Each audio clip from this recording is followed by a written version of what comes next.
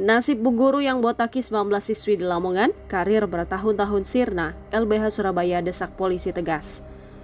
Kasus pembotakan terhadap 19 siswi kelas 9 SMP Negeri 1 Sukodadi direspon Kepala Dinas Pendidikan Lamongan, Munif Syarif. Munif tidak mengelak dengan insiden yang dilakukan oleh oknum guru, EN, pada 23 Agustus lalu. Kita sudah tarik dan stafkan di Diknas, tidak lagi mengajar, kata Munif saat dikonfirmasi Surya pada Selasa 29 Agustus 2023 siang. Kata Munif, sementara sebagai staf di Diknas Lamongan dalam rangka pembinaan, jadi tidak ada jabatan atau non-job. Menurut Munif, seharusnya yang menindak siswa itu menjadi tanggung jawab guru bimbingan konseling, bukan guru mata pelajaran. Ia menyayangkan tindakan guru tersebut. Sedangkan oknum guru yang menurut Munif dalam proses pembinaan belum bisa dipastikan sampai kapan. Persoalan itu sendiri sudah berakhir damai meski menyisakan trauma bagi para siswi. Guru EN yang membotaki siswi juga sudah kena sanksi dari Dinas Pendidikan Lamongan berupa penonaktifan atau dilarang mengajar. Ternyata itu semua belum berakhir. Kasus ini didengar Lembaga Bantuan Hukum Surabaya. Mereka mengecam aksi pembotakan tersebut yang terjadi pada 23 Agustus 2023.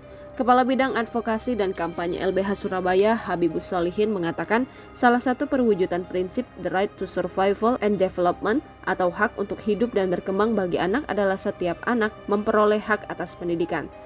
Seharusnya lingkungan sekolah menjadi ruang aman bagi anak untuk mendapatkan penikmatan atas hak pendidikan, ujar Habibus dalam keterangan tertulisnya yang diterima tribunjatim.com pada Rabu 30 Agustus 2023.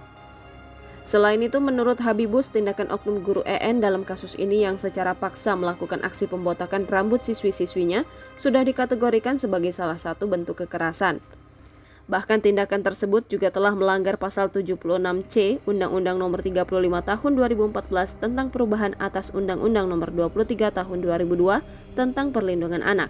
Sanksi yang dapat dikenakan oleh guru tersebut mengacu pada pasal 80 ayat 1 Undang-Undang 35 tahun 2014 dengan ancaman pidana penjara paling lama 3 tahun 6 bulan dan atau denda paling banyak 72 juta rupiah. Tindakan pencukuran rambut paksa ini juga merupakan bentuk kekerasan psikis karena berakibat merendahkan, menghina, menakuti, atau membuat perasaan tidak nyaman bagi para siswi yang menjadi korban. Di sisi lain, sejatinya atribut ciput bagi siswi SMP berjilbab bukan merupakan bagian dari pakaian seragam sekolah bagi peserta didik SMP berdasarkan Permendikbudristek Nomor 50 Tahun 2022 tentang pakaian seragam sekolah bagi peserta didik jenjang pendidikan dasar dan pendidikan menengah.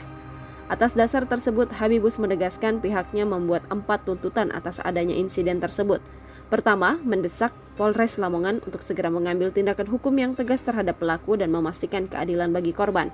Kedua, mendorong sekolah untuk memastikan bahwa setiap siswa-siswi merasa aman dan dihormati dalam lingkungan belajar mereka. Ketiga, mendorong Dinas Pendidikan Lamongan melakukan evaluasi menyeluruh terhadap lingkungan pendidikan. Keempat, mendorong seluruh elemen masyarakat untuk lebih peduli dan melindungi hak-hak anak. Anak-anak adalah amanah yang harus dijaga bersama dan tindakan melanggar hak mereka tidak boleh dibiarkan terjadi dalam masyarakat yang beradab, pungkasnya.